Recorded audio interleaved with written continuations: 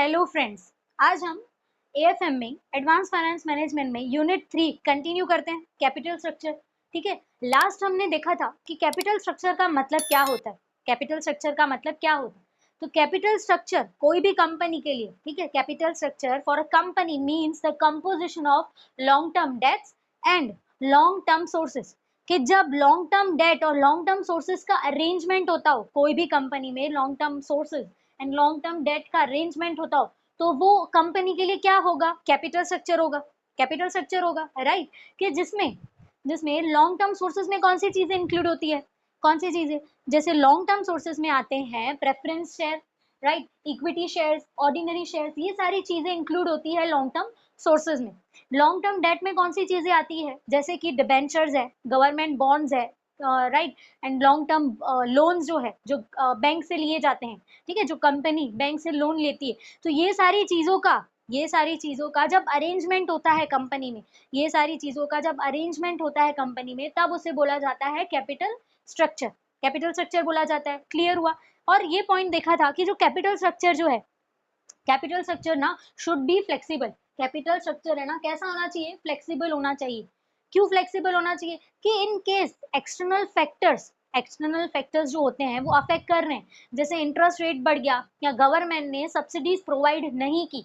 जैसे एग्जांपल देखा था ग्रीन टेक कंपनी का जो सोलार पैनल्स बनाती है, ठीक है, ग्रीन टेक कंपनी का जो सोलार पैनल्स बनाती है। अब ऐसा हुआ कि उनके 70% जो थे वो उनके इक्विटी शेयर्स थे, long term sources. Long term debt का उनका जो रेशियो था वो 30% था, 30% था, राइट। अब ऐसा हुआ कि इंटरेस्ट रेट बढ़ गया, इंटरेस्ट रेट जो है ना वो इंक्रीज हो गया, राइट। एक ऐसी कंडीशन आ गई। सेकेंड सिचुएशन ऐसा हुआ एक्सटर्नल फैक्टर्स में कि गवर्नमेंट ने सब्सिडीज देना बंद कर दी, गवर्नमेंट ने सब्सिडीज देना रिड्यूस कर दी। जो वो सोलार पैनल पे सब्सिडीज देती थी ना, वो उन्होंने रिड्यूस कर दी। अब अगर वो कंपनी का ग्रीन टेक कंपनी जो है, जो सोलार पैनल्स बनाती है, अगर वो कंपनी का जो है कैपिटल स्ट्रक्चर फ्लेक्सिबल नहीं होता, ठीक है, वो कंपनी का अगर कैपिटल स्ट्रक्चर फ्लेक्सिबल नहीं होता, राइट, तो ये सारी चेंजेस, जैसे हमने देखा था, क्या किया? इक्विटी शेयर को बढ़ा दिया। पहले वो 70% थे, अब क्या किया? बढ़ा दिया होगा, 80% कर दिया होगा, और डेट को कम कर दिया। ठीक है, डेट जो था मतलब बैंक से जो लोन्स लिए थे, राइट, या डिबेंचर्स है, गवर्नमेंट बॉन्ड्स है, उनको क्या कर दिया? कम कर दिया। ये कब होगा? ये कब पॉसिबल होगा? जब एक कंपनी का कैपिटल स्ट्रक्चर जो है, जब एक कंपनी का कैपिटल स्ट्रक्चर फ्लेक्सिबल होगा तब। अगर फ्लेक्सिबल नहीं होता तो बहुत सारे अलग चेंजेस करने पड़ते, ठीक है, वो सुटेबल नहीं होता है कंपनी के लिए। मतलब कोई भी कंपनी के लिए कैपिटल स्ट्रक्चर फ्लेक्सिबल होना जरूरी है। क्लियर हुआ? कि अगर नहीं, उनको अपना इक्विटी और डेट का रेशियो चेंज नहीं करना है, तो थर्ड ऑप्शन देखा था वेंचर कैपिटल, कि वेंचर कैपिटल फॉर्म से वो पैसे ले सकते हैं, ठीक है, मनी बोरो कर सकते हैं। तो ये सारी चीजें देखी थी लास्ट वीडियो में कि कैपिटल स्ट्रक्चर जो है शुड बी फ्लेक्सिबल, ठीक है, capital structure should be flexible. फिर कैपिटल स्ट्रक्चर का मतलब क्या होता है ये देखा था। क्लियर? आज का जो टॉपिक है that is capital structure theory. जो मैंने बोला था कि हमें ये चैप्टर में तीन थियोरी समझनी है। फर्स्ट जो है that is NI approach, theories बोले या तो अप्रोच बोले, कि एनआई अप्रोच मतलब नेट इनकम अप्रोच। सेकंड जो हमें देखना है that is net operating income approach, NOI approach. Clear? Net operating income approach. अब ये तीनों अप्रोच, जैसे ये सेकंड, थर्ड जो है that is MM approach, Modigliani Miller approach, NOI approach and NI approach. ये तीनों अप्रोच में हमें ये डेट और इक्विटी के रिलेटेड ही सम्स करने, ठीक है। उससे पहले थियरी देख लेते हैं। आज का जो हम टॉपिक कवर करेंगे that is net income approach, ठीक है। एनआई अप्रोच में क्या है वो देखेंगे। उससे पहले समझते हैं कि ट्रेडिंग ऑन इक्विटी का मतलब क्या होता है, राइट। ट्रेडिंग ऑन इक्विटी का मतलब क्या होता है? कि जब when you add borrowed fund in capital structure, कि जब भी कैपिटल स्ट्रक्चर में बोरोड फंड हम ऐड कर देते हैं। बोरोड फंड हमने देखा था कि बोरोड फंड मतलब बाहर से मैंने उधारी पे लिया है, बाहर से मैंने फंड रेज किया है, बोरो किया है, और टाइम टू टाइम मुझे स्लोली उसको पे करना है। लॉन्ग टर्म डेट्स के रिलेटेड हमने देखा था कि लॉन्ग टर्म सोर्सेज मतलब क्या होता है, डिफरेंस देखा था। तो जब भी बोरोड फंड, ठीक है, बोरोड फंड हम कैपिटल स्ट्रक्चर में ऐड करते हैं अलोंग विथ इक्विटी शेयर। किसके साथ? इक्विटी शेयर के साथ जब हम बोरोड फंड हमारे कैपिटल स्ट्रक्चर में ऐड करते हैं, तब वो क्या बन जाता है, is known as trading on equity, उसे बोला जाता है ट्रेडिंग ऑन इक्विटी। फिर से एक बार समझ लेते हैं कि ट्रेडिंग ऑन इक्विटी का मतलब क्या होता है, कि जब भी कोई भी कंपनी जो है अपने कैपिटल स्ट्रक्चर में बोरोड फंड को ऐड कर रही है इक्विटी शेयर्स के साथ, बोरोड फंड को ऐड कर रही है इक्विटी शेयर्स के साथ, तो उसे क्या बोलेंगे, हम उसे बोलेंगे ट्रेडिंग ऑन इक्विटी। ठीक है, तो व्हेन यू ऐड या तो when a company add borrowed fund in capital structure along with equity share is known as trading on equity, कि उसका मतलब होता है ट्रेडिंग ऑन इक्विटी। ये कंसेप्ट समझाना था, राइट। अब जो है next topic that is capital structure theories, के कैपिटल स्ट्रक्चर्स की डिफरेंट थियरीज बताई गई है ये चैप्टर में, ये यूनिट में इंक्लूड की है। थियरीज बोले या तो हम अप्रोच बोलेंगे, तो उसके अकॉर्डिंग जाए तो बेसिक एक चीज समझते हैं कि capital structure refer to as optimum capital structure when combination of debt and equity that leads to maximum value of fund. ठीक है, यहाँ पर ऑप्टिमम वर्ड यूज किया है, ऑप्टिमम मतलब बेस्ट, ऑप्टिमम को हम बेस्ट भी बोल सकते हैं। तो कैपिटल स्ट्रक्चर जो है कोई भी कंपनी का कैपिटल स्ट्रक्चर जो है उसे हम बेस्ट कैपिटल स्ट्रक्चर कब बोलेंगे, कोई भी कैपिटल स्ट्रक्चर को हम बेस्ट कैपिटल स्ट्रक्चर या तो ऑप्टिमम कैपिटल स्ट्रक्चर क्यों बोला जाएगा, कब बोला जाएगा, तो when combination of debt and equity, कि जब कॉम्बिनेशन डेट और इक्विटी का, जब कॉम्बिनेशन किसका कॉम्बिनेशन, दो चीजों का कॉम्बिनेशन, डेट और इक्विटी का combination debt leads to maximum value of firm, कि डेट और इक्विटी का जो कॉम्बिनेशन है ना, डेट और इक्विटी क्या करेंगे, हेल्प करेंगे फर्म की वैल्यू बढ़ाने में, फर्म की वैल्यू बढ़ाने में जब डेट और इक्विटी हेल्प करेंगे ना, तब क्या होगा, वो कैपिटल स्ट्रक्चर को हम बेस्ट कैपिटल स्ट्रक्चर वो फर्म का बोल सकते हैं। क्लियर कि क्या होगा कि capital structure refer to as optimum capital structure, कि कैपिटल स्ट्रक्चर को हम रिफर्ड कर सकते हैं, आप बोल सकते हैं, कब बोलेंगे ऑप्टिमम कैपिटल स्ट्रक्चर, कब बोलेंगे कि वो कैपिटल स्ट्रक्चर बेस्ट है, कब बोलेंगे, when the combination of debt and equity, कि जब डेट और इक्विटी जो है उन दोनों का combination help to increase the value of the firm, कि वो दोनों का कॉम्बिनेशन जब एक फर्म की वैल्यू को इंक्रीज करने में हेल्प करेगा, तब कैपिटल स्ट्रक्चर को रिफर्ड किया जाएगा या बोला जाएगा बेस्ट कैपिटल स्ट्रक्चर। क्लियर हुआ। अब जैसे फर्स्ट अप्रोच जो है that is net income approach, NI approach. Net income approach में क्या बोला गया है, इसके रिलेटेड सम्स हमें देखने हैं। तो अकॉर्डिंग टू दिस अप्रोच, इस अप्रोच के according suggested by Durant, David Durant ने सजेस्ट किया है, क्या सजेस्ट किया है, the capital structure decision is relevant to the evaluation of firm, कि रिलेवेंट है मतलब कैपिटल स्ट्रक्चर जो है ना, कैपिटल स्ट्रक्चर कोई भी फर्म के लिए बहुत ज्यादा इंपॉर्टेंट होता है, कोई भी फर्म के लिए बहुत ज्यादा इंपॉर्टेंट होता है कैपिटल स्ट्रक्चर। ऐसा किसने सजेस्ट किया है, डेविड डुरांट ने। ठीक है, अकॉर्डिंग टू दिस अप्रोच, इस अप्रोच के according suggested by Durant, David Durant ने ये सजेस्ट किया है इस अप्रोच के अकॉर्डिंग कि द कैपिटल स्ट्रक्चर डिसीजन, कि जो कैपिटल स्ट्रक्चर कोई भी कंपनी या तो कोई भी फर्म का जो कैपिटल स्ट्रक्चर डिसीजन होता है ना, that is relevant to the valuation of the firm, कि वो वैल्यूएशन फर्म की जब वैल्यू होती है ना, फर्म की जो वैल्यू होती है, राइट, फर्म के लिए कैपिटल स्ट्रक्चर डिसीजन बहुत ज्यादा इंपॉर्टेंट होता है। सेकेंड पॉइंट ये है कि इन अदर वर्ड्स, हम उसको अदर वर्ड्स में ये बोल सकते हैं, a change in the finance leverage. अब फाइनेंस लेवरेज का मतलब क्या होता है, फाइनेंस लेवरेज का सिंपल मीनिंग होता है combination of owners and borrowed fund. Owner का जो फंड होता है, राइट, ओनर का जो फंड है खुद का, ओनर बुक फर्म का या तो कंपनी का जो ओनर है उसका फंड, और बोरोड फंड जो है, बोरोड फंड मतलब बाहर से जो उधार पे लिया है, इन दोनों का कॉम्बिनेशन जो होता है ना, उसे हम बोलते हैं फाइनेंस लेवरेज। उसे हम क्या बोलेंगे, फाइनेंस लेवरेज, या तो डेट या इक्विटी का ratio, debt and equity ratio. अगर इतना याद नहीं रहता है कि फाइनेंस लेवरेज का मतलब होता है a combination of borrowed fund and owner's fund, owners और बोरोड फंड का जो कॉम्बिनेशन होता है उसे बोला जाता है फाइनेंस लेवरेज। अगर इतना याद नहीं रहता है तो सिंपल वर्ड्स में हम याद रखेंगे कि फाइनेंस लेवरेज का मतलब होता है डेट एंड इक्विटी रेशियो, कि डेट और इक्विटी का रेशियो कितना है उसे हम बोलेंगे फाइनेंस लेवरेज। तो a change in the finance leverage, कि जब फाइनेंस लेवरेज में चेंज आएगा, मतलब डेट और इक्विटी में जब चेंज आएगा, डेट और इक्विटी के रेशियो में जब चेंज आएगा, will lead to the corresponding change, के फिर उसके साथ साथ और किस में चेंज आएगा, in overall cost of capital. Overall cost of capital, company का जो ओवरऑल कॉस्ट ऑफ कैपिटल होता है उसने, as well as the total value of the firm, कि टोटल वैल्यू जो है फर्म की उसमें भी चेंज आएगा। ठीक है, फिर से समझते हैं कि क्या होगा, कि जब भी change in the finance leverage, कि जब भी डेट और इक्विटी के रेशियो में चेंज आएगा, कि जैसे ग्रीन टेक का देखा था, ग्रीन टेक कंपनी का देखा था कि पहले पहले उनका 70% इक्विटी शेयर्स था, पहले उनका 70% इक्विटी शेयर्स था, फिर उनका 30% जो है वो डेट हो गया। ठीक है, डेट बैंक का जो लोन होता है वो हो गया। अब उनमें जब वो कंपनी चेंजेस करेंगे, क्लियर, कि उन्होंने क्या रेशियो रखा, उन्होंने रखा 80-20। ठीक है, अब उन्होंने चेंज कर दिया, 80% जो है वो उनका हो जाएगा इक्विटी, 80% जो है वो उनका क्या हो जाएगा, इक्विटी शेयर्स, क्लियर, और 20% जो बचेगा वो हो जाएगा उनका डेट। तो जब भी डेट और इक्विटी में चेंजेस आएंगे, डेट और इक्विटी के रेशियो में चेंजेस आएंगे, उसके साथ साथ will lead to the corresponding change, corresponding मतलब उसके साथ साथ कौन से चेंजेस होंगे, कि ओवरऑल कॉस्ट ऑफ कैपिटल में भी चेंज आएगा और value of the firm as well as the total value of the firm, इन दोनों में भी चेंजेस आएंगे। कब, जब डेट और इक्विटी का, जब डेट और इक्विटी का रेशियो चेंज होगा तब।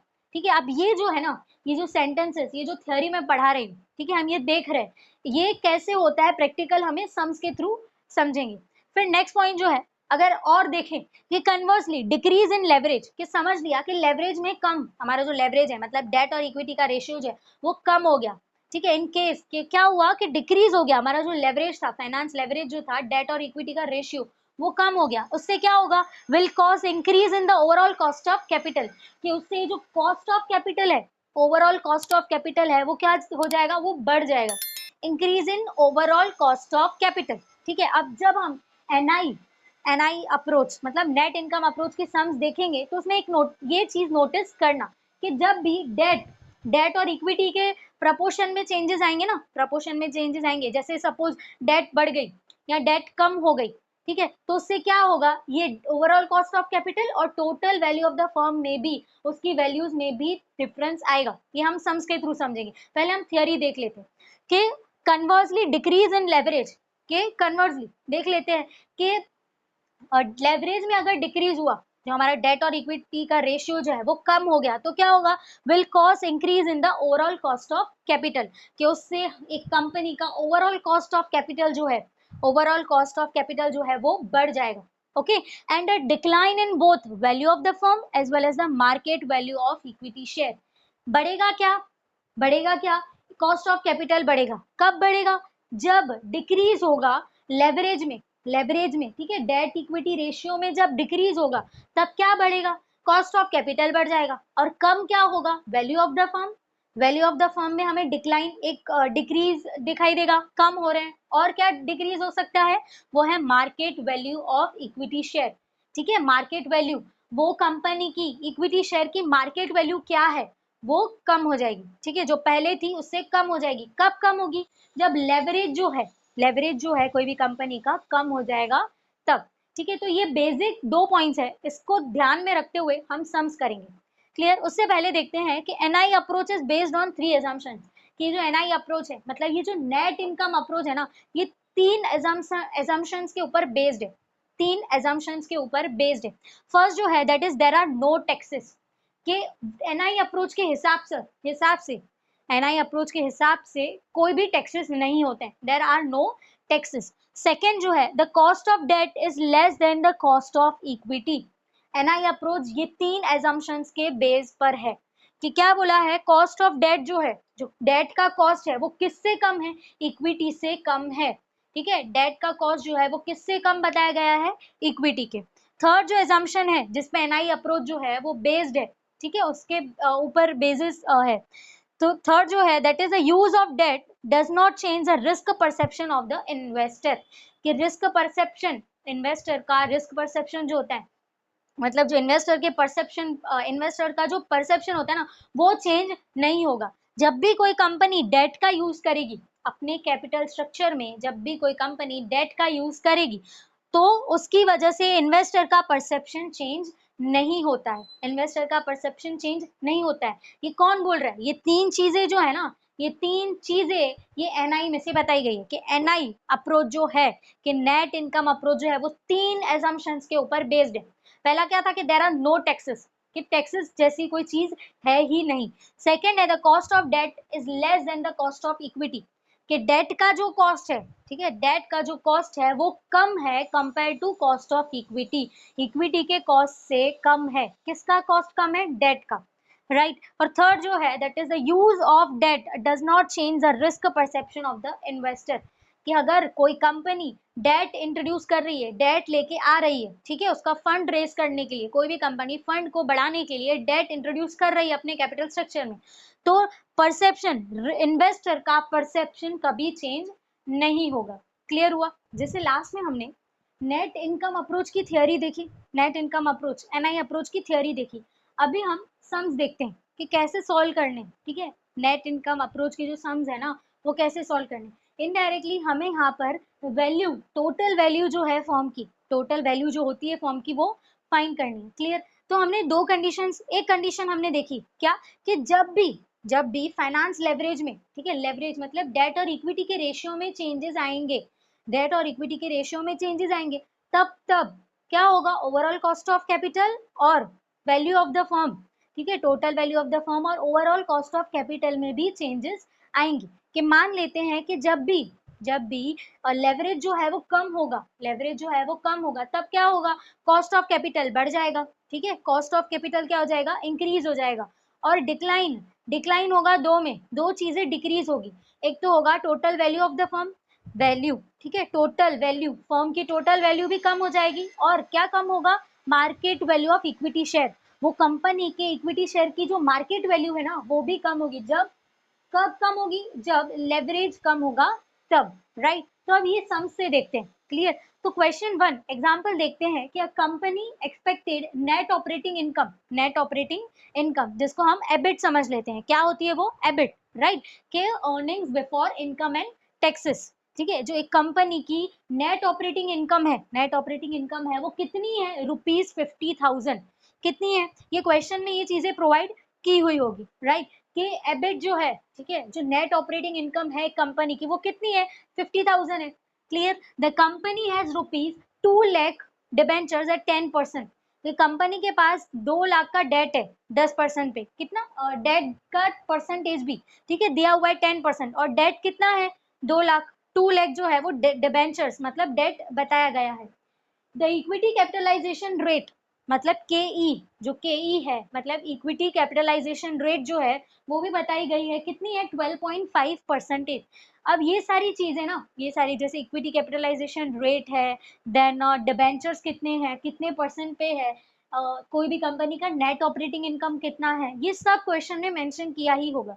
Then calculate value of firm by NI approach, अब बता दिया है क्वेश्चन में कि एनआई अप्रोच से ही हमें टोटल वैल्यू जो है फर्म की वो फाइंड करनी है, टोटल वैल्यू हमें फर्म की फाइंड करनी है।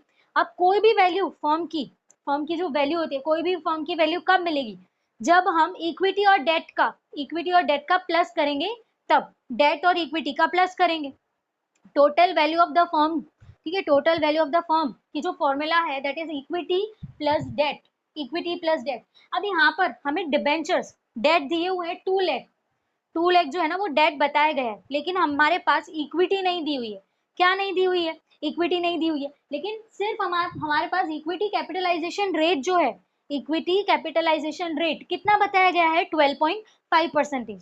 क्लियर हुआ? तो सबसे पहले वैल्यू ऑफ द फर्म तो हमें फाइंड करना ही है, उसकी फॉर्मूला क्या आती है, डेट प्लस इक्विटी, ठीक है, वैल्यू ऑफ द फर्म की फॉर्मूला क्या आती है, डेट प्लस इक्विटी, राइट। यहाँ पर हमें डेट बताया गया है मतलब डिबेंचर्स है वो हमें दिए हुए 2 लाख एट 10%, ठीक है, 2 लाख एट 10%, ये हमें बताया गया, लेकिन इक्विटी की वैल्यू क्या है ना, वो फर्म के इक्विटी की वैल्यू क्या है ये नहीं बताइए।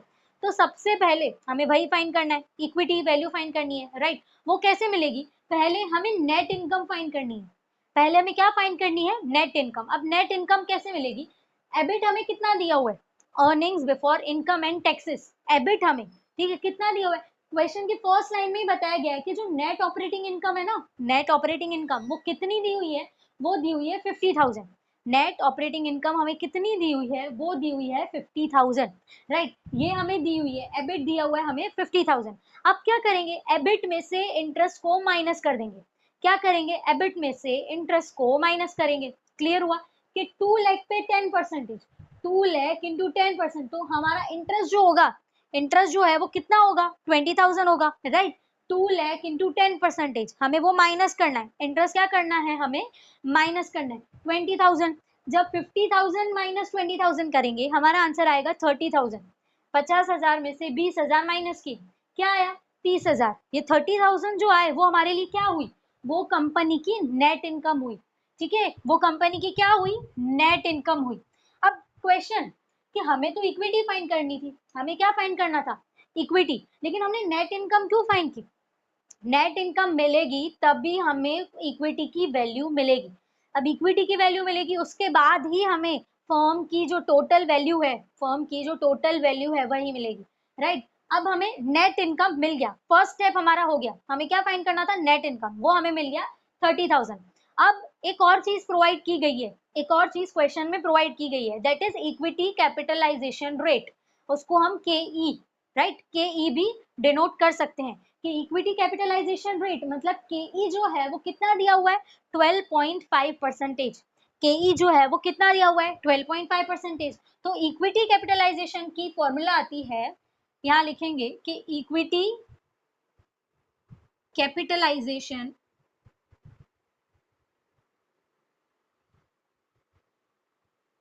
इज इक्वल टू, कि इक्विटी कैपिटलाइजेशन रेट की फॉर्मूला आती है, क्या आएगी कि net income, net income divide by, net income को हम डिवाइड करेंगे वैल्यू ऑफ इक्विटी से, राइट। नेट इनकम किससे डिवाइड होगा, value of equity, value of equity. अब ये जो है ना, ये जो है, ठीक है, इक्विटी कैपिटलाइजेशन रेट की फॉर्मूला है, क्या है, net income divide by value of equity.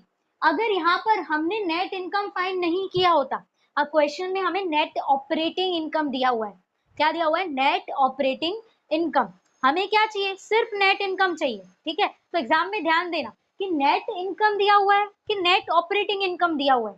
अगर नेट ऑपरेटिंग इनकम दिया हुआ है तो हम क्या करेंगे, इंटरेस्ट को माइनस करेंगे, इंटरेस्ट को माइनस करेंगे, तब हमें क्या मिलेगा, नेट इनकम मिलेगा, नेट इनकम मिल जाएगा। यहाँ पर मुझे नेट इनकम मिल गया। इक्विटी कैपिटलाइजेशन रेट जो है वो ऑलरेडी क्वेश्चन में प्रोवाइडेड है, इक्विटी कैपिटलाइजेशन रेट जो है वो ऑलरेडी क्वेश्चन में प्रोवाइडेड है, कितना दिया हुआ है, 12.5%।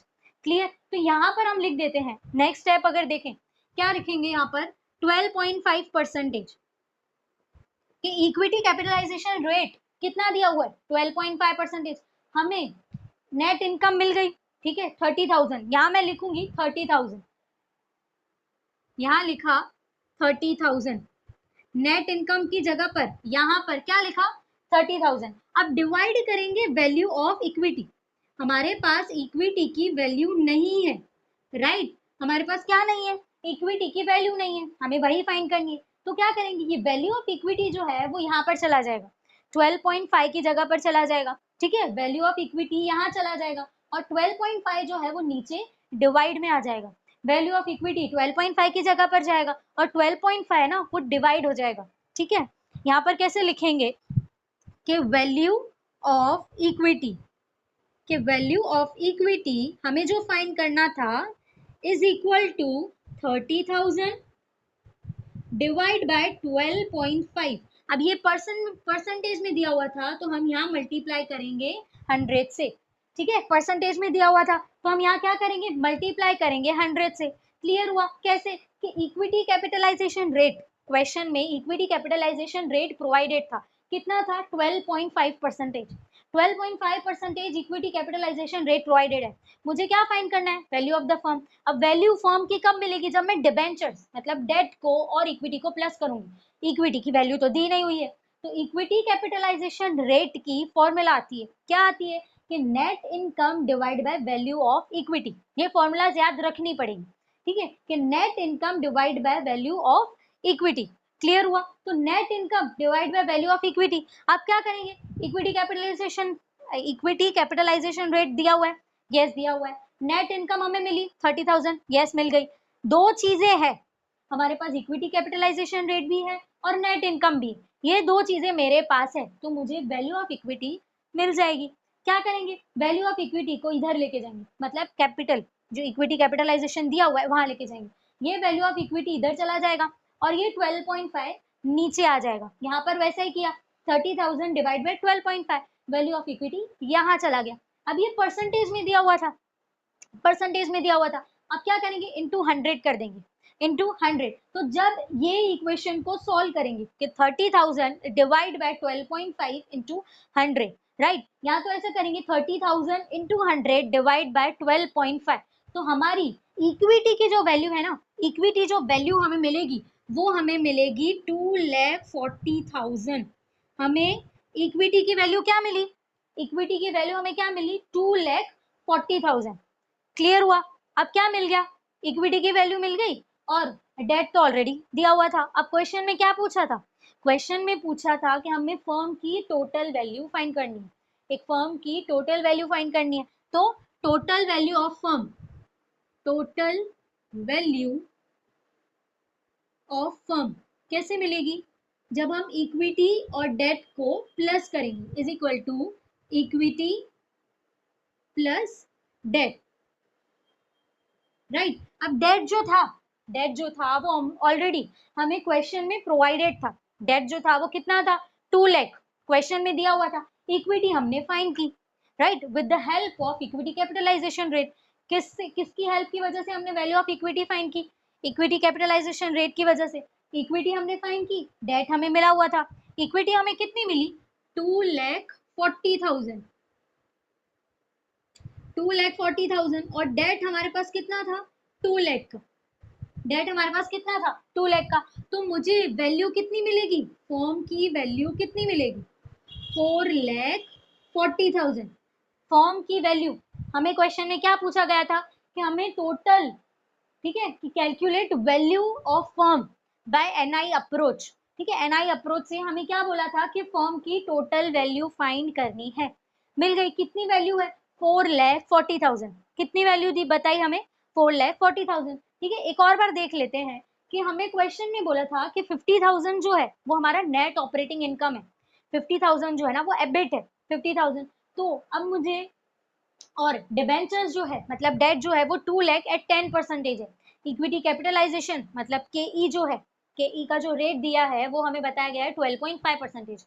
हमें फाइंड करनी है वैल्यू ऑफ फर्म, हमें फाइंड करनी है value of firm, total value find करनी है। वो कब मिलेगी, जब डेट और इक्विटी का प्लस करेंगे, डेट और इक्विटी का प्लस करेंगे, इन दोनों को कंबाइन करेंगे, तब हमें वैल्यू मिलेगी। डिबेंचर्स, डेट हमें ऑलरेडी क्वेश्चन में प्रोवाइडेड है, हमें क्या फाइंड करना है, इक्विटी। पहले हमें इक्विटी फाइंड करना पड़ेगा, राइट। अब इक्विटी कैसे मिलेगा, पहले करेंगे हम एबिट, कितना दिया हुआ था, 50,000। एबिट हमें कितना दिया हुआ था, 50,000, माइनस करेंगे हम इंटरेस्ट। ठीक है, 2 लाख पे 10%, 20,000, वो इंटरेस्ट जो होगा ना 20,000 वो हम माइनस करेंगे, हमें आंसर मिलेगा 30,000। जो माइनस किया, आंसर क्या मिला, 50,000 माइनस 20,000, हमारा आंसर था 30,000। अब ये 30,000 जो है, 30,000 जो है वो क्या है, नेट इनकम। ठीक है, क्या मिली मुझे, नेट इनकम मिल गई। अब मुझे क्या ढूंढना है, वैल्यू ऑफ इक्विटी ढूंढनी है ना। वैल्यू ऑफ इक्विटी कैसे मिलेगी, तो ये फॉर्मूला, इक्विटी कैपिटलाइजेशन रेट की फॉर्मूला आती है net income divide by value of equity, कि जहां पर मेरे पास इक्विटी कैपिटलाइजेशन रेट भी है और नेट इनकम भी मेरे पास है। चलो अब क्वेश्चन के नेट इनकम हमने क्यों फाइंड की, क्यों फाइंड की, अगर नहीं करते तो ये दोनों चीजें ढूंढनी पड़ती, ये दोनों चीजें कैसे मिलती, इसीलिए ये दो ऑलरेडी दिए हुए थे तो हमें वैल्यू ऑफ इक्विटी इजीली मिल गई। क्लियर हुआ। तो नेट इनकम जो है वो क्या है, 30,000 मिली। इक्विटी कैपिटलाइजेशन जो क्वेश्चन में ऑलरेडी बोला गया है दैट इज 12.5%। अब क्या करना है, वैल्यू ऑफ इक्विटी को उस तरफ लेके जाना है, राइट। वैल्यू ऑफ इक्विटी उस तरफ चला जाएगा, 12.5 इस तरफ आ जाएगा। तो हमें वैल्यू ऑफ इक्विटी कितना मिलेगा, 30,000 डिवाइड बाय 12.5 इंटू 100। तो मुझे इक्विटी की वैल्यू मिली 2,40,000। इक्विटी की वैल्यू क्या मिली, 2,40,000। क्या फाइंड करना था, value of the firm. The value of the firm, total value of the firm is equal to equity plus debt, जहां पर इक्विटी जो मुझे मिला दैट इज 2,40,000, डेट जो है ऑलरेडी क्वेश्चन में मेंशन किया हुआ है 2 लाख। तो 4,40,000 जो है, 4,40,000 जो है वो मुझे क्या मिली, फर्म की टोटल वैल्यू। फर्म की टोटल वैल्यू कितनी मिली, 4,40,000। क्लियर हुआ। अब एक और, ठीक है, क्वेश्चन में तो नहीं बोला है लेकिन हमें ओवरऑल कॉस्ट ऑफ कैपिटल भी फाइंड करना पड़ता है, ठीक है। ओवरऑल कॉस्ट ऑफ कैपिटल की फॉर्मूला, अब ओवरऑल कॉस्ट ऑफ कैपिटल को KO बोला जाता है। क्या बोला जाता है? KO। जैसे इक्विटी कैपिटलाइजेशन रेट का शॉर्ट फॉर्म है KE, ठीक है, KE भी बोलेंगे, वैसे ही ओवरऑल कॉस्ट ऑफ कैपिटल को बोला जाएगा KO, KO बोला जाएगा। क्लियर हुआ। तो ओवरऑल कॉस्ट ऑफ कैपिटल की फॉर्मूला है, कौन सी फॉर्मूला है, यहाँ पर लिखी हुई है कि KI फिर ब्रैकेट में B divide by V plus KE bracket में फिर S divide by V into 100। जहां पर ये जो KI है, ये KI क्या है, KI क्या है, तो KI जो है वो है कॉस्ट ऑफ कैपिटल, ठीक है, cost of debt, sorry cost of debt. KI जो है that is cost of debt, cost of capital, overall cost of capital तो हमें फाइंड करना है। तो यहाँ पर जो है KI जो है ना, ये क्या है, कॉस्ट ऑफ डेट, ठीक है, और B है वो है market value of debt, cost of debt. अब ये क्वेश्चन के अकॉर्डिंग ही हमें ये सॉल्व करना है, ठीक है, क्वेश्चन के अकॉर्डिंग ही हमें ओवरऑल कॉस्ट ऑफ कैपिटल की वैल्यू मतलब KO की वैल्यू फाइंड करनी है। क्लियर। तो यहाँ पर अगर ये क्वेश्चन के हिसाब से देखें कि KI जो है कॉस्ट ऑफ डेट जो है वो कितनी दी हुई है, तो ये 10%, कितने दिए हुए हैं, 10%। KI हमारे पास क्या है, 10% है, यहाँ लिख देते हैं KI जो है वो हमारे पास 10% है। क्लियर। अब B जो है, ये B है, ये क्या है, market value of debt, market value of debt, ठीक है। डेट कितना बताया गया है, 2 लाख, डिबेंचर्स कितने बताए गए हैं, 2 लाख बताए गए हैं, यहाँ हम लिखेंगे 2 लाख।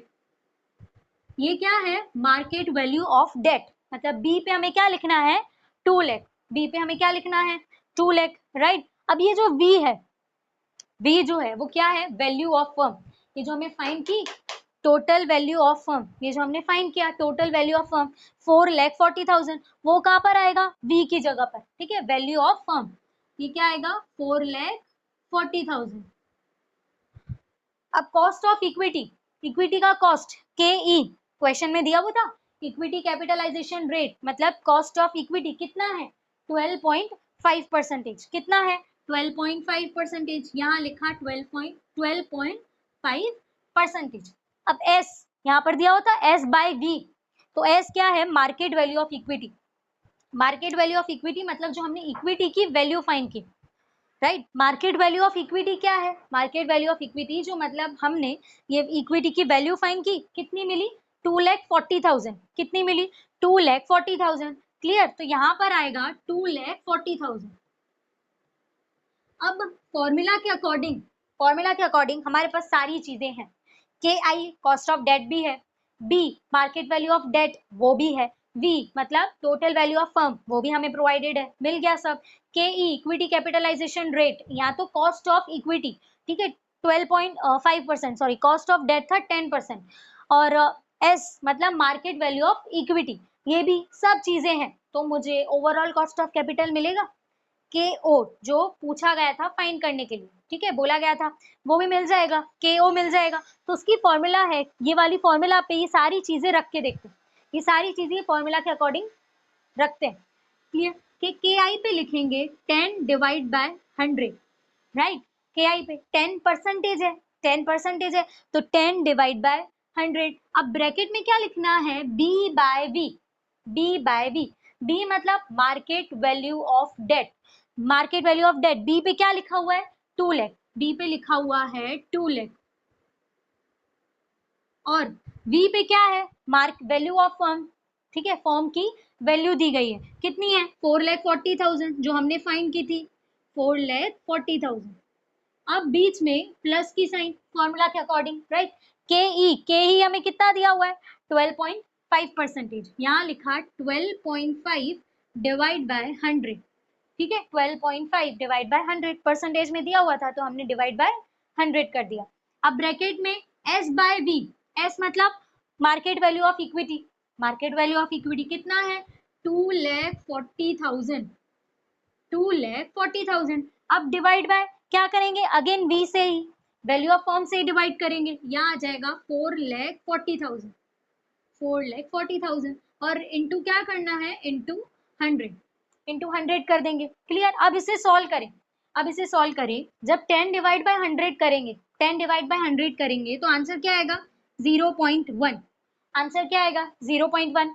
और वही जब 2 लाख को 4,40,000 से डिवाइड करेंगे तो आंसर आएगा 0.45। क्या आएगा 0.45। अगेन प्लस जब अब 12.5 को डिवाइड करेंगे 100 से तो आंसर क्या आएगा 0.125। 0.125। और 2,40,000 को जब डिवाइड करेंगे 4,40,000 से, 2,40,000 को डिवाइड करेंगे 4,40,000 से तो आंसर आएगा 0.545। क्या आएगा 0.545। क्लियर। अब इनटू 100 जो फॉर्मूला के अकॉर्डिंग था, इनटू 100। अब इन दोनों का मल्टीप्लाई करते हैं, राइट, कि 0.1 इंटू 0.45, राइट। तो क्या आएगा आंसर 0.045 प्लस 0.125 को मल्टीप्लाई करना है 0.545, 0.125 इंटू 0.45 क्या हो जाएगा 0.068। ठीक है, इन दोनों का जब मल्टीप्लाई किया तो आंसर क्या आया 0.068। अब इंटू 100, अब क्या करेंगे, पहले प्लस करेंगे, पहले इन दोनों का प्लस करेंगे, फिर जो आंसर आएगा उसका मल्टीप्लाई करेंगे 100 से। पहले इन दोनों को प्लस करेंगे, फिर जो आंसर आएगा उसका मल्टीप्लाई करेंगे 100 से। ठीक है, इन दोनों को जब प्लस किया तो आंसर आया 0.113, 0.113। अब इसको मल्टीप्लाई करेंगे 100 से तो क्या आंसर आएगा 11.3%। 11.3%। ये हमें क्या मिला, ओवरऑल कॉस्ट ऑफ कैपिटल मिला। क्या मिला हमें, ओवरऑल कॉस्ट ऑफ कैपिटल। अब जैसे लॉजिक कि क्वेश्चन में तो हमें नहीं बोला था कि हमें overall cost of capital find करना है, लेकिन हमने overall cost of capital find क्यों किया, ठीक है। तो ये हम देखेंगे, पहले ये देखते हैं कि ओवरऑल कॉस्ट ऑफ कैपिटल को फाइंड करने की एक और फॉर्मूला आती है। ये फॉर्मूला लॉन्ग वाली एक शॉर्ट फॉर्मूला आती है ओवरऑल कॉस्ट ऑफ कैपिटल की, कि अगर KO मतलब ओवरऑल कॉस्ट ऑफ कैपिटल अगर फाइंड करना है तो उसकी एक और फॉर्मूला आती है, दैट इज एबिट। ठीक है, एबिट डिवाइड बाय वी। ठीक है, EBIT divide by V, earning before income and tax. ये क्वेश्चन में ऑलरेडी था, कितना दिया हुआ था 50,000। ठीक है, प्रोवाइडेड था। वी मतलब यहाँ पर हमने देखा वी मतलब वैल्यू ऑफ फर्म। ठीक है, ये फॉर्मूला आती है EBIT divide by V into 100। ये किसकी फॉर्मूला है, ओवरऑल कॉस्ट ऑफ कैपिटल की। ओवरऑल कॉस्ट ऑफ कैपिटल की ये फॉर्मूला है। अब एबिट की जगह यहाँ लिखेंगे 50,000 डिवाइड बाय जो हमें वैल्यू ऑफ फर्म मिली 4,40,000, इसको मल्टीप्लाई करेंगे 100। इसका आंसर क्या आएगा 50,000 डिवाइड बाय 4,40,000 इंटू 100, आंसर आएगा 11.36। 11.36 आंसर सेम ही है 11.3 दोनों तरफ। क्या आया कि ये जो है ना ओवरऑल कॉस्ट ऑफ कैपिटल की दो फॉर्मूलाज आती है, ये थोड़ी लॉन्ग वाली है और ये जो है वो शॉर्ट वाली है। यहाँ पर क्या किया, एबिट को डिवाइड किया डायरेक्ट, जो एबिट है राइट कंपनी का जो earning before income and tax, या तो नेट ऑपरेटिंग इनकम जो है उसको डिवाइड किससे करेंगे, वैल्यू ऑफ फर्म से, तो जो मिलेगा वो क्या होगा overall cost of capital. Clear. तो जैसे कि हमें क्वेश्चन में क्या बोला था, सिर्फ total value of firm he find करनी है। ठीक है, वैल्यू जो है फर्म की वैल्यू फाइंड करनी है। हमें ऐसा नहीं बोला था कि हमें ओवरऑल कॉस्ट ऑफ कैपिटल भी फाइंड करना है, लेकिन हमने किया तो उसके एक पीछे रीजन था। ठीक है, यहाँ पर देखते हैं जैसे कंडीशंस है। ठीक है, दो कंडीशंस हम देखेंगे। पहली जो है कि if debt increase by ₹1 lakh, कि जो डेट है ना कंपनी की, जो डेट है वो 1 लाख से अगर बढ़ जाए, पहले डेट कितनी थी 2 लाख थी, पहले डेट कितनी थी 2 लाख रुपीज। अब क्या होगा कि 1 लाख से 1 लाख से वो डेट बढ़ गई, तो क्या क्या चेंजेस आएंगे। ठीक है, कि value, total value of firm कितने से बढ़ेगा या कम होगा, या ओवरऑल कॉस्ट ऑफ कैपिटल में भी क्या चेंज आएगा, ये हमें देखना है। ये कंडीशन में हमें वही चेक करना है। क्लियर। तो अगर डेट जो है वो बढ़ जाए, क्या, if debt increase by ₹1 lakh, कि डेट क्या हुई 1 लाख से डेट बढ़ गई। ठीक है, फिर से वही पूरा सम हमें रिपीट करना है। क्लियर। यहाँ पर चेंज क्या आएगा, देखो एबिट जो है हमारे पास जो एबिट था, मतलब नेट ऑपरेटिंग इनकम हमारे पास कितनी थी 50,000, नेट ऑपरेटिंग इनकम हमारे पास 50,000 थी। इक्विटी कैपिटलाइजेशन रेट जो था KE जो था हमारे पास वो भी 12.5% था, राइट। वो यहाँ पर सारी कंडीशन सेम ही रहेगी, सारी कंडीशन सेम होगी, राइट। बस सिर्फ डिफरेंस किसमें आएगा, सीधे डेट में आएगा, ठीक है। पहले डेट था 2 लाख का, अभी 1 लाख से बढ़ गया, 1 लाख से बढ़ गया, मतलब 2 लाख प्लस 1 लाख, 2 लाख प्लस 1 लाख, अभी डेट कितना हो जाएगा, 3 लाख हो जाएगा, राइट। ये जो के आई जो है ना, कॉस्ट ऑफ डेट जो है, के आई कॉस्ट ऑफ डेट, उसमें भी कोई चेंजेस नहीं आएंगे, ठीक है। सिर्फ रुपीज में जो हमारे डेट था 2 लाख, अब कितना हो जाएगा, 3 लाख हो जाएगा। क्या करेंगे, वैल्यू ऑफ फर्म फाइंड करना है, और क्या फाइंड करना है, ओवरऑल कॉस्ट ऑफ कैपिटल। उसके लिए इक्विटी और डेट चाहिए, सेम इसमें भी हमारे पास सिर्फ डेट प्रोवाइड किया गया है, डेट प्रोवाइड किया, इक्विटी फाइंड करनी पड़ेगी। तो जो लास्ट देखी थी, जो लास्ट मेन सम देखा था, राइट, उसके अकॉर्डिंग ही हमें सॉल्व करना है।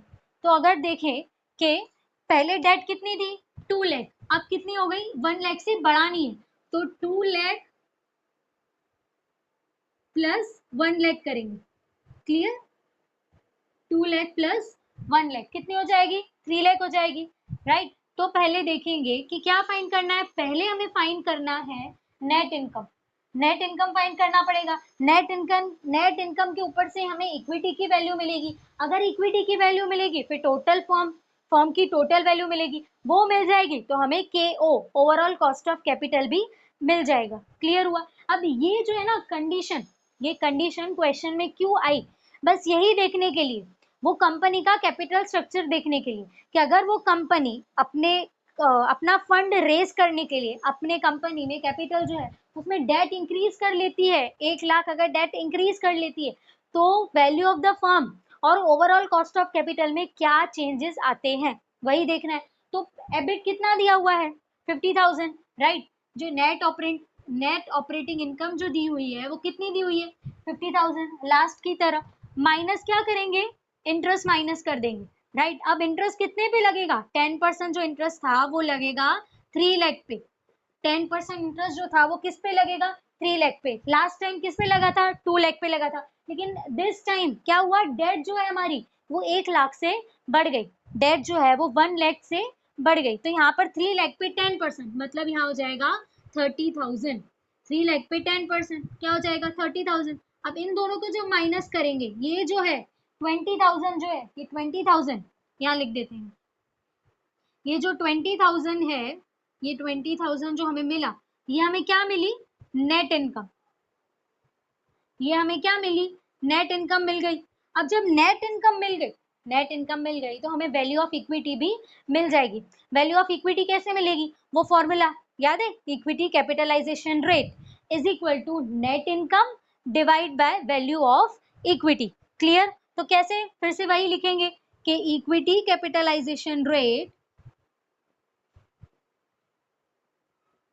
Equity capitalization rate is equal to net income, ये जो हमारी नेट इनकम मिली वही डिवाइड करेंगे उसको वैल्यू ऑफ इक्विटी से, वैल्यू ऑफ इक्विटी से डिवाइड होगा।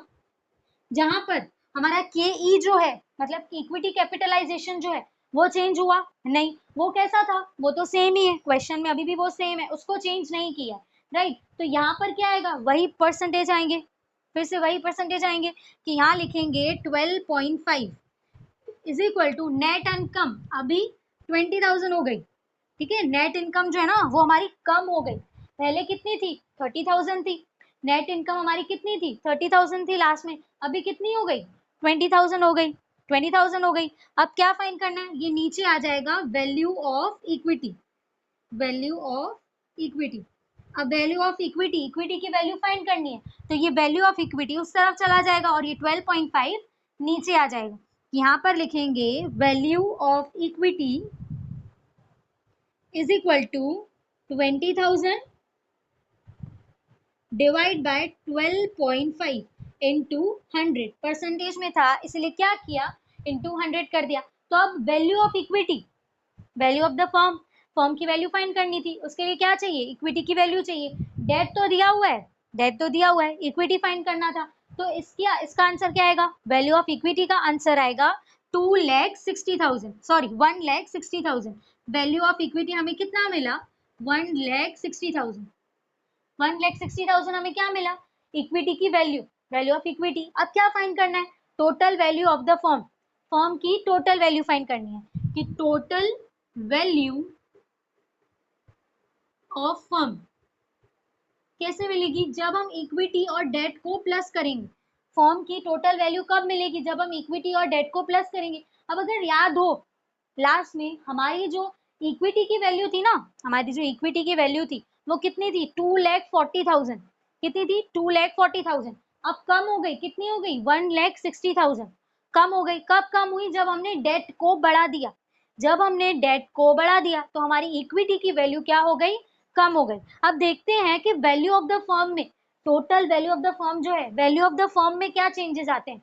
वैल्यू ऑफ द फर्म कैसे मिलेगी? Debt plus equity, right? या तो इक्विटी प्लस डेट। जहां पर डेट हमारा कितना हुआ? अभी 3 लाख हुआ। क्लियर? पहले कितना था? 2 लाख था। लेकिन अभी कंडीशन आ गई कि डेट, कंपनी ने 1 लाख डेट और ऐड कर दिया, बढ़ा दिया डेट को और 1 लाख ज्वाइन कर दी। पहले तो सिर्फ 2 लाख थे, डेट के कितने रुपीस थे? 2 लाख थे। लेकिन कंपनी ने और 1 लाख कहीं से इंट्रोड्यूस कर दिए, फंड को, अपने फंड को रेस कर दिया। फंड को रेस करना था तो 1 लाख और बढ़ा दिए डेट में, तो 3 लाख हो गए। तो अब डेट पे लिखेंगे हम 3 लाख। डेट पे क्या आएगा? 3 लाख। अब प्लस इक्विटी, इक्विटी की अभी कितनी वैल्यू है? 1,60,000। लास्ट में जो थी यहाँ पर डेट हमारे पास 2 लाख था और इक्विटी हमारे पास 2,40,000 थी। अब क्या हो गया? डेट हमारा 3 लाख हो गया और इक्विटी हमारी 1,60,000। तो आंसर क्या आएगा? 4,60,000। आंसर क्या आया? 4,60,000। ये क्या है? ये क्या है? Total value of the firm बढ़ गई। देखो डेट बढ़ा ना, जब डेट इंक्रीज हुआ तो क्या हुआ?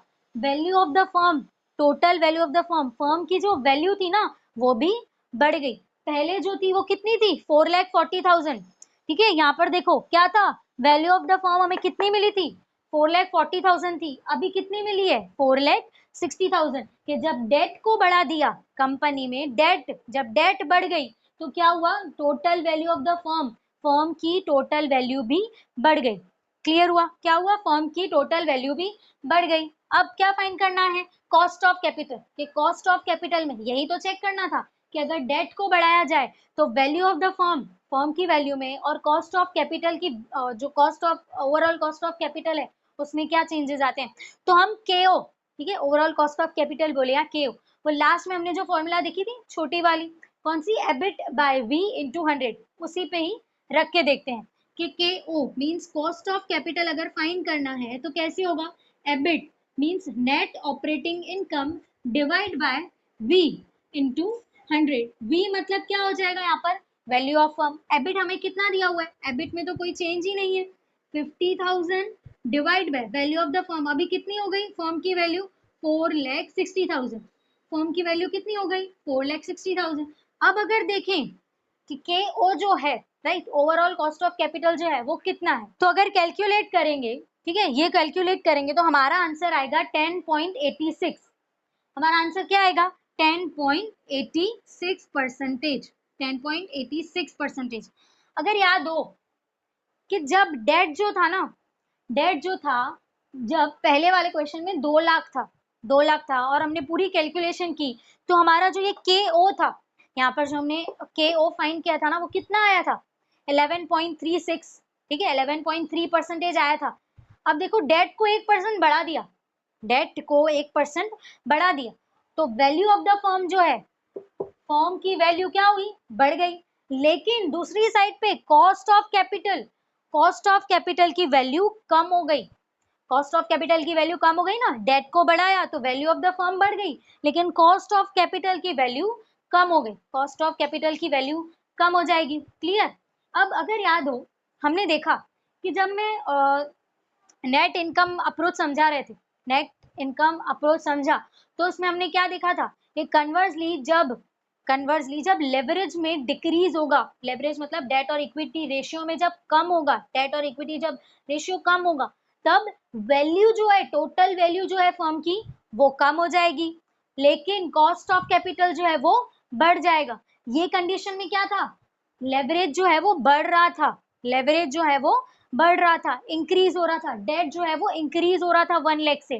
तो क्या हुआ? उल्टा हुआ ना, ये वैल्यू ऑफ द फर्म बढ़ गई और कॉस्ट ऑफ कैपिटल कम हो गया, कॉस्ट ऑफ कैपिटल कम हो गया। लास्ट वाले क्वेश्चन में 11.36 था, 11.36, अभी कितना आया? 10.86 आया। क्लियर? जैसे फर्स्ट कंडीशन देखी, फर्स्ट कंडीशन देखी क्या था कि डेट को इंक्रीज कर दिया 1 लाख से, डेट को क्या कर दिया, इंक्रीज कर दिया 1 लाख से। अब जो सेकंड कंडीशन है, सेकंड कंडीशन ये है कि डेट को ना, डेट को डिक्रीज कर दिया 1 लाख से। कंपनी में क्या हुआ, कंपनी ने डेट को, डेट जो था वो रुपीज 1 लाख से डिक्रीज कर दिया। पहले डेट कितना था, 2 लाख, पहले डेट कितना था, 2 लाख था, राइट। अभी क्या कर दिया ना, डेट को डिक्रीज कर दिया 1 लाख से। अभी डेट कितना रहेगा, 2 लाख माइनस 1 लाख, अभी डेट होगा सिर्फ 1 लाख का।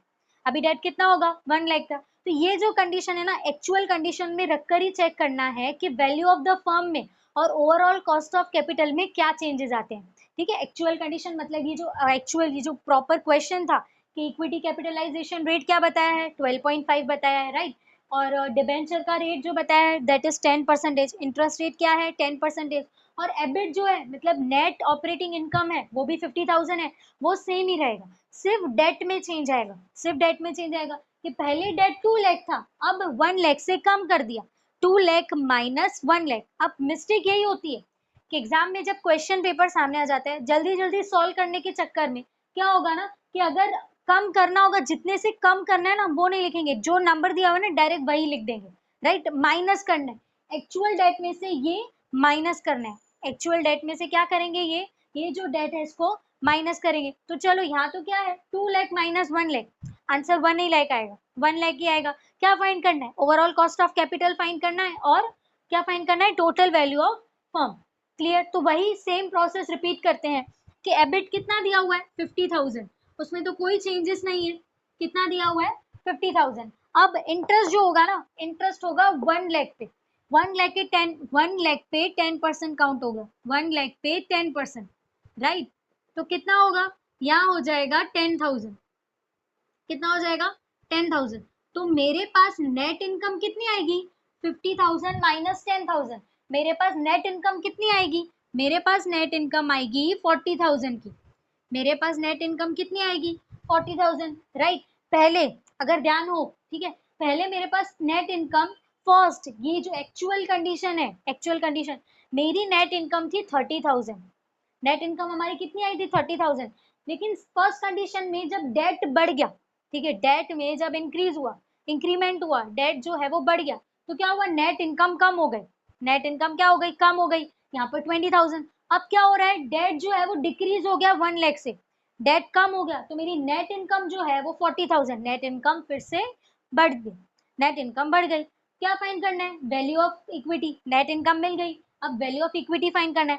अब यहाँ पर इक्विटी कैपिटलाइजेशन रेट जो है, इक्विटी कैपिटलाइजेशन रेट जो है वो तो हम चेंज नहीं होगा, वो तो एक्चुअल कंडीशन वाला ही रहेगा, 12.5% is equal to net income की, नेट इनकम कितनी मिली 40,000, ठीक है। क्या फाइंड करना है, value of equity, value of equity find करना है कि जहां पर अगर मुझे वैल्यू ऑफ इक्विटी फाइंड करना है तो ये वैल्यू ऑफ इक्विटी उस तरफ चला जाएगा और 12.5 नीचे आ जाएगा। तो value of equity is equal to, value of equity is equal to 40,000 divide by 12.5 into 100, 40,000 divide by 12.5 into 100। अब इसका आंसर क्या आएगा, 3,20,000, ठीक है। ये सॉल्व करेंगे तो क्या आएगा आंसर, 3,20,000। अब देखो, जब डेट को डिक्रीज कर दिया, डेट को कम कर दिया, तो हमारी इक्विटी की वैल्यू क्या हो गई, बढ़ गई, राइट। प्रपोर्शन में जब डेट कम हो गया तो इक्विटी क्या है, बढ़ गया, इक्विटी हमारा बढ़ जाएगा, ठीक है। लास्ट में अगर डेट को हमने इंक्रीज किया था, लास्ट में हमने डेट को इंक्रीज किया था 1 लाख से, 3 लाख था, अभी तो 1 लाख है, तो हमारी जो वैल्यू ऑफ इक्विटी था, वैल्यू ऑफ इक्विटी थी वो क्या थी 1,60,000। अब देखो क्या हो गई, 3,20,000 बढ़ गई, कब, जब डेट को डिक्रीज किया तब हमारी इक्विटी की वैल्यू बढ़ गई। अब क्या फाइंड करना है, total value of the firm, firm की टोटल वैल्यू फाइंड करनी है, जहां पर अब डेट में हम लिखेंगे 1 लाख, क्या कितनी लिखेंगे 1 लाख, राइट। एक्चुअल कंडीशन की 2 लाख वाली डेट यहाँ नहीं लिखनी है, यहाँ कौन सी लिखेंगे 1 लाख लिखेंगे, प्लस इक्विटी, ठीक है। अब इक्विटी पे क्या लिखेंगे 3,20,000, 3,20,000। तो जब प्लस करेंगे तब हमारी टोटल वैल्यू फर्म की क्या हो जाएगी